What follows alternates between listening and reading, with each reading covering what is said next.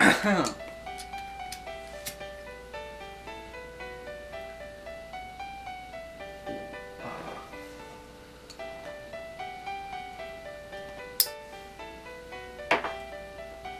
there, YouTube. Hey guys. I haven't made a little video in a little while.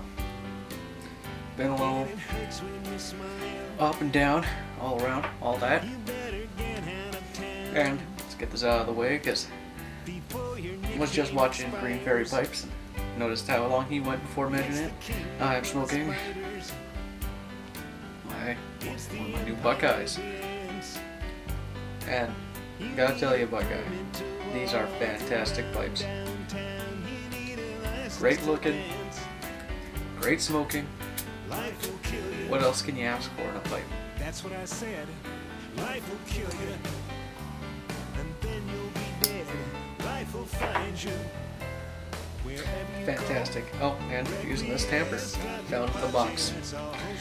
Anyway, decided to do a response to that contest that Jay's having, even though I don't know if I have a chance of winning after I listen to Green Fairy Pipes video, because whoa boy, that is some close call right there.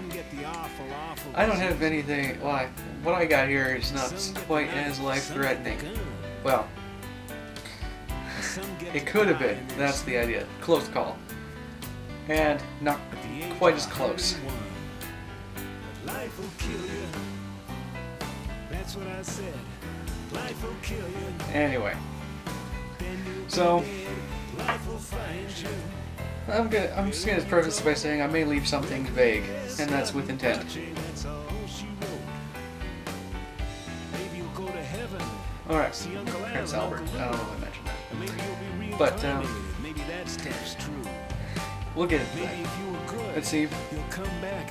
Well, when I was younger, like I'm a young man now, and it really wasn't all that long ago that this happened, but it did, and it was close. When I was young, and I had friends, still got friends in fact, and we did some stupid things. And one day, we were wandering out, like in Yellowknife, around the wilderness. Well, not so much the wilderness, just like the more undeveloped parts of town. And it was a pretty secluded area. And there was this bit of copper. And it was hollow. And plugged. And, well, let's just say that we were there and it burst. Okay, so I hope you can wrap your minds around that, because that's essential. And nothing incriminating. And I was standing in a really stupid location. And I've never done such a thing again. And I was standing there, just my own business. Shoot, hard to keep this thing lit when you're telling a story. And I felt something hit me. Like, it was like someone hit me in the arm real hard. And I just turned around real quick and followed the momentum that it put in me. Not really, just the feeling. Just swallowed it. So I didn't feel anything but like someone just punched me in the arm. That's all it felt like. I was looking behind me, just this bewildered look on my face. Just, what was that? And friend comes walking over, and he looks at my arm, he's like, holy look at your arm. And I look down at my arm, this arm, and there is blood all running down my arm. Blood everywhere. And let me see if I can show this to you. Wait, I'll just pick this up. Right there. I don't know if you can see it. Hope you can. Get a little. I got a flashlight here. Put down this pipe. Put down this pipe for a second. Ah, hell, flashlight. Oh, the hell with it. Anyway. Right there. Right there. Can you see that? That huge scar I got? Well, that's where the blood was coming from. And it was a lot more gruesome than. You probably can't see the detail. But, it was a hell of a thing. And so, me and my friend, we weren't too far from the hospital. So we go walking. Walking to the hospital. Me with my arm bleeding, and him just keeping up with me. I'm still not feeling anything. It doesn't hurt. It doesn't hurt. And go on the way to the hospital. There's a convenience store. So we stop in there to see if they got a disposable camera, because we gotta take pictures of this.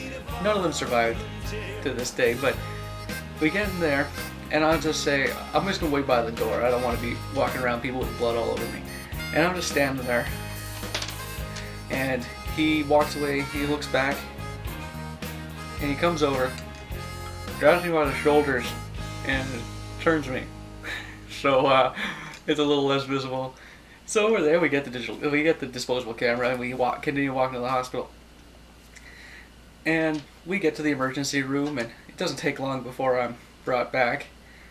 It's, well, I mean, there's not much going on typically in Yellowknife in the emergency room. Stuff does happen. Testing. And it's not usually severe as a guy coming in bleeding. And so I'm back there, and terrible thing really, that my mom works in the hospital, and she hears that I'm in the emergency room, and she's all worried to hell, thought I was hit by a car or something, and she's down there, and naturally when the doctor's asking questions as to how this happened, I'm lying through my teeth like I fell. Simple as that. I stood by that fact, and I'll stand by that fact today. Just told my mom. And that guy was a real jerk, by the way, my surgeon. But he stitched me up. It took 7 deep stitches in the muscle and 6 on the surface. So 13 stitches. And that's really the end of the close call, but it's not the end of the story. And, well, I guess not quite the end of a close call. And see, medicine and anatomy is a bit of a hobby of mine. I read a lot about it, I mean, and I learn a lot because I talk about this stuff with my mom, nurse and all. And, you know, I watch House. Professional, right?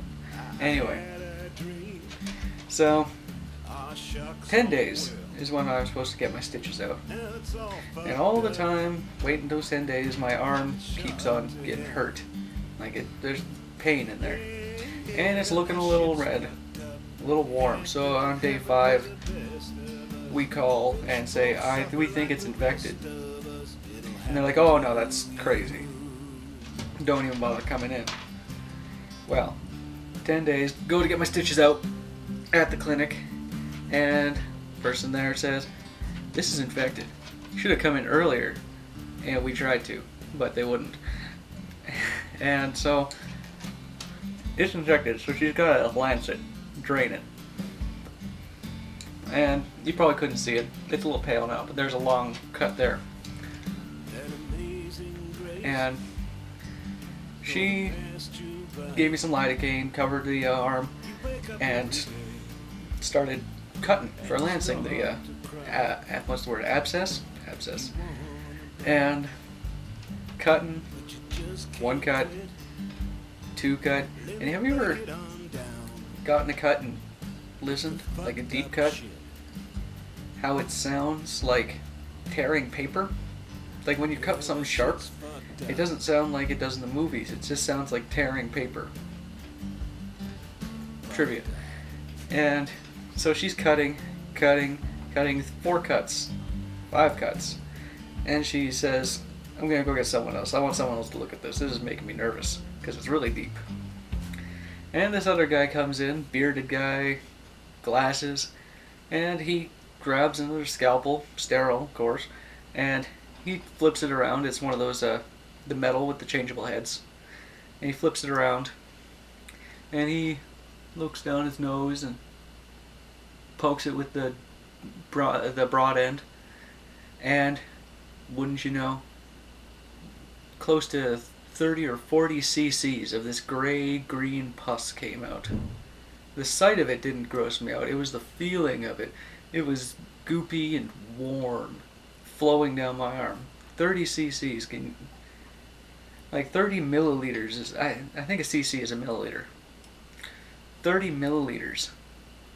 Can you imagine that? That much pus coming out of you? Well, anyway, rest of the story short, I had to get gauze in my arm. They used gauze ribbon. Oh, and a little while after that, there was a piece of copper removed from my arm that was left behind because it was crescent shaped, and in its cut, the cut is crescent shaped. In its cut, it had flipped through and made another cut underneath and swept underneath the muscle. So it got stitched in, and it got cut out. It was quite serious. I gave it to a lady later in my life.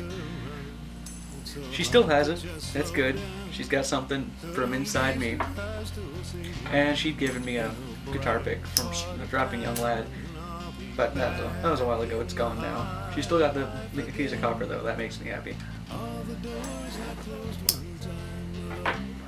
And they had to put gauze in the abscess, the encapsulation, that so it would heal by secondary intention from the bottom up. Because if you heal something like that, it'll just heal strange. And so inside that gap in my arm, they fit 21 centimeters of this gauze strip, about that wide and pretty thin, but 21 centimeters. That's a lot of space in there. Every time they change that gauze in there, it's like a magic trick. But anyway, that's my close call. Like, my arm was at my side, right there. Couple inches to the left, it would have been in my chest, or my stomach. Who knows? Would have been a lot nastier. Close call. Never did that again. Never did anything of the sort again. Learned my lesson. Well, I doubt I'll win with that after those 10 freaking Black Widow bites. That's a hell of a story. But, you know, it's my entry. And you know, at the very least, maybe I get a little pipe stand, a little pipe rest, and some mystery mix. Anyway, yeah, Buckeye, both these pipes, they just work out great. And they're fantastic things. Great smokes. And love that temper. Raw and great. Horn and brass. Love it. Anyway, guys, enjoy every sandwich. Don't do stupid crap like I did.